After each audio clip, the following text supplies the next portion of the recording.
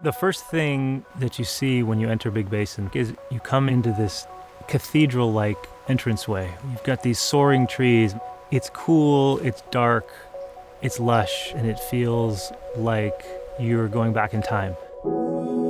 Big Basin is home to some of the last remaining old-growth redwoods in the world. It is just a magical, special place to be amongst all those giants, connecting with nature in all its forms. Located in the heart of the Santa Cruz Mountains, Big Basin is California's oldest state park. Established in 1902, the park served as the catalyst for the redwood preservation movement after a group of concerned citizens fought to protect the forest from lumberyards. And for generations, people from all over the world came to explore the park's sprawling 18,000 acres to witness the diverse wildlife and to gather around the campfire listening to the story of Big Basin. And a big part of that story is fire. Fire makes the West wild. We think of it as a disaster, and nature thinks about it as a process. And it is a process of renewal and makes Big Basin a healthy and productive ecosystem. One of the reasons that we have the extraordinary biological diversity that we do is because of fire and the complexity that it creates. You look at these cavities in the redwoods, and those are used by bats, they're used by squirrels, they're used by raccoons. And without fire, you don't get those cavities. California Native American Indians have been using fire as a tool to keep the environments throughout California rich and productive and healthy for thousands of years. But through the last 100 or 200 years of fire suppression, that ended up building up tons and tons and tons of fuel, which is now what's causing these huge wildfires that we're seeing throughout California today. Another factor affecting the types of wildfires we see is the warming of our climate. We have cool, wet winters, we have warm, dry summers. And those cool, wet winters allow plants to grow, and then those warm, dry summers don't allow that growth to rot. And with climate change and increased aridity, we've just got a much longer period when fuels are available to burn. And fire needs three things. It needs oxygen, that's easy, it's everywhere. It needs fuel, plants are the fuel that drives fires. And then it needs an ignition source.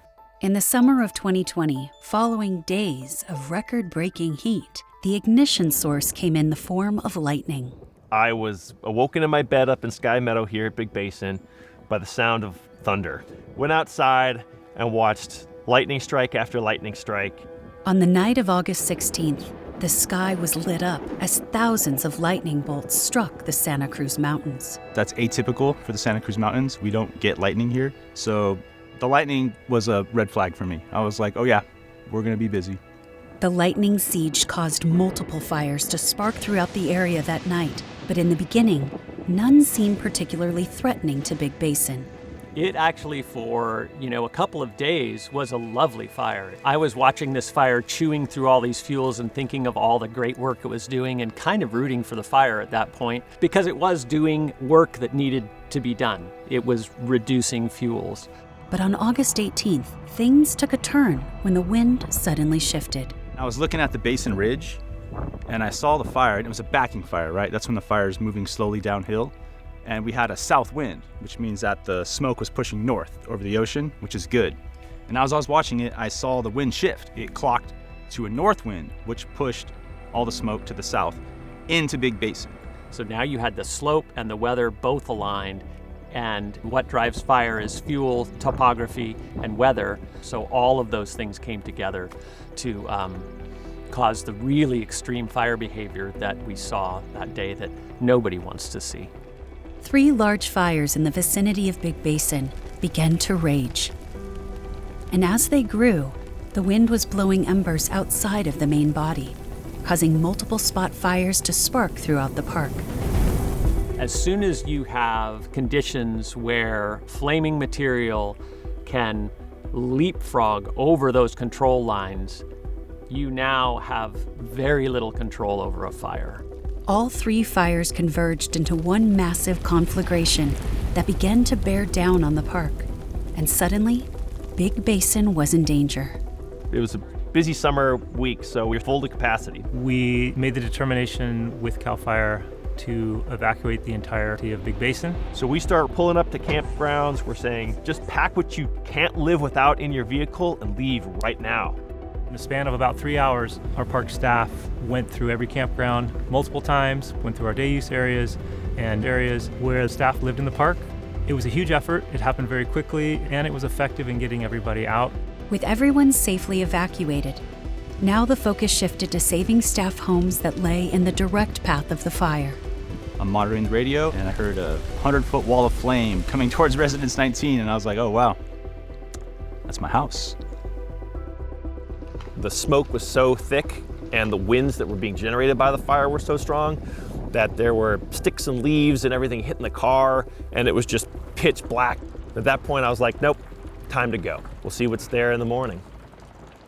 The following day, a group of fire-trained staff went up to the park to assess the damage, having no idea what awaited them. As we're driving up, everything's still on fire. There's so many down trees on the road that we have to cut tree after tree after tree to get through. We finally make it to park headquarters, and there's nothing left. The visitor center, the shop, residences, every vehicle in the fleet, gone. It's all gone. And on top of that, we talk about facilities like their structures. Our trail system got hammered. We lost everything. You can say we lost everything. The devastation to the Santa Cruz Mountain community was staggering. In less than 24 hours, 97% of Big Basin had burned.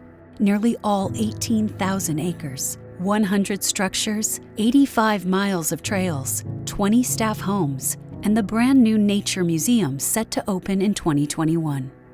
It was very difficult to believe. It was a stunning sort of experience to hear that and to hear the first-hand account from people that I work with every day. I had to call my colleague Brenda, who we had worked side by side for almost a decade to raise $1.5 million for the museum, that the museum was gone.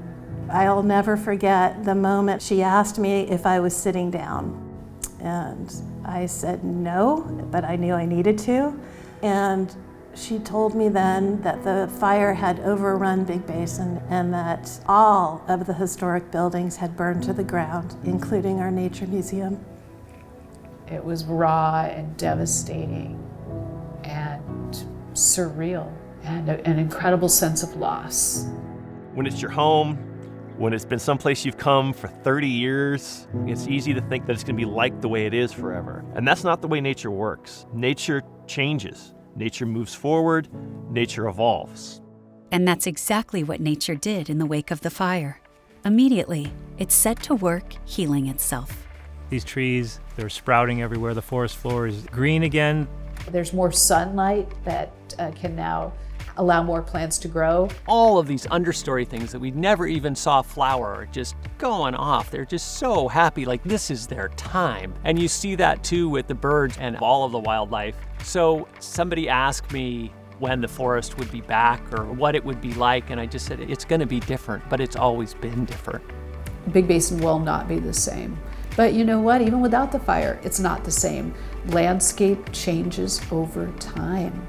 The forest will recover, but it's up to us to reimagine and reestablish a park that could be a model for the future. Which is why California State Parks created the Reimagining Big Basin Project, an effort aimed at engaging all of our voices to rethink the future of the park.